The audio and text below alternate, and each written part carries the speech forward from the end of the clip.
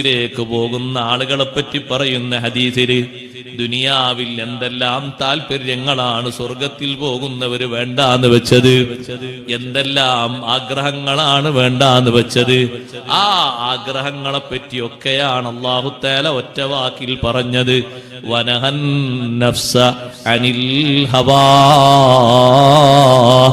സ്വന്തം ശരീരത്തെ ആ മോഹങ്ങളിൽ നിന്ന്, താല്പര്യങ്ങളിൽ നിന്ന് തടഞ്ഞു നിർത്തി, മാറ്റി നിർത്തി.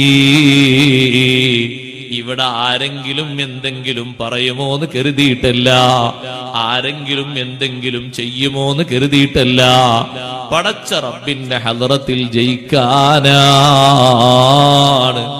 ആഖിറത്തിലെത്തുമ്പോ സന്തോഷിക്കാനാണ്.